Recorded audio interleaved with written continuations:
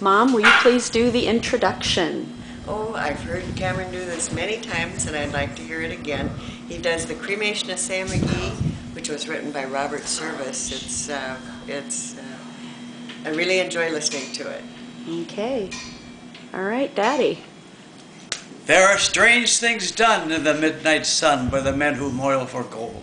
The Arctic trails have their secret tales that would make their blood run cold.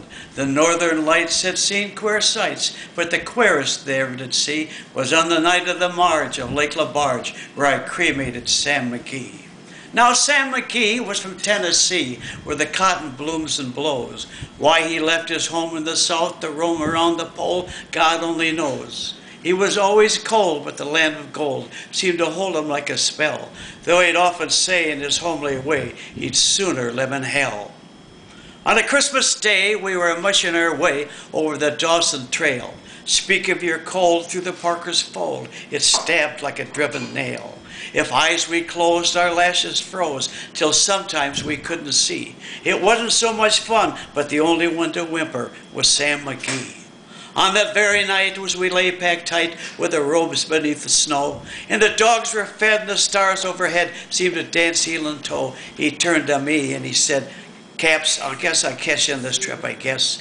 And if I do, I'm asking you that you won't refuse my last request."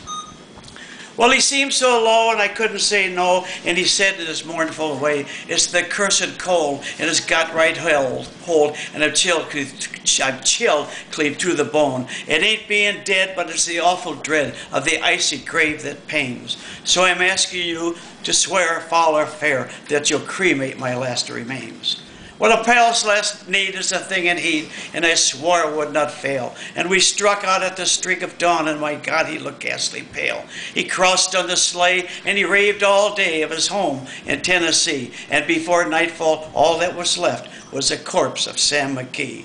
There wasn't a breath in that land of death, and I hurried horror-driven. With the corpse I've hid, I couldn't get rid because of promise given. It was lashed to the sleigh, and it seemed to say, "You may tax your blood and brains, but you promised true, and it's up to you to cremate these last remains." Well, shut that off for a second.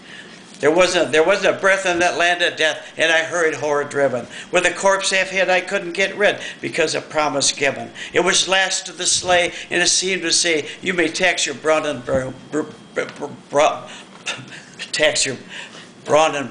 and brawn.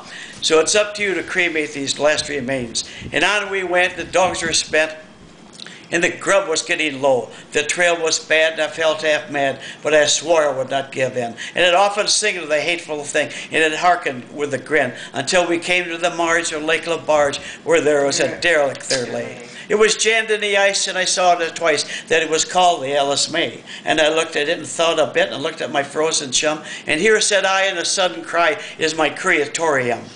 Some planks I tore from the cabin floor, and I lit the boil of fire. Some coal I found that was lying around, and I heaped the fuel higher. The flames just soared, and the furnace roared, a blaze you seldom see. Then I bored a hole in the glowing coals, and I stuffed in Sam McGee.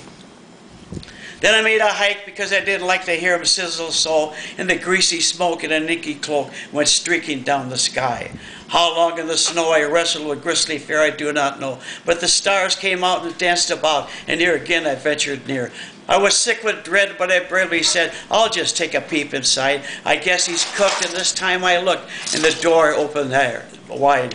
And there sat Sam, looking cool and calm, in heart of the furnace roar, and he wore a smile, you could see a mile, and he said, "Please close that door, for it's the first time I've been warm since I left Plumtree down in Tennessee."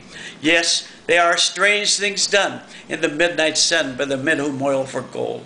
The Arctic trails have their secret tales that would make your blood run cold. But the northern lights have seen queer sights, but the queerest they ever did see was on the night of the march of Lake LaBarge, where I cremated Sam McGee. Yay! I got a little screwed up there a little bit. That's okay. Happy birthday, Daddy. Yes, thank you very much. And Robert Service passed away in 1958. Cammie looked it up, and we were driving down the street in Chicago, and I remember when it happened, and I don't know if you if you were with us, but you were just a little 1-year-old. All right. So that was the cremation of Sam McGee. That was awesome. Thank you, Dad.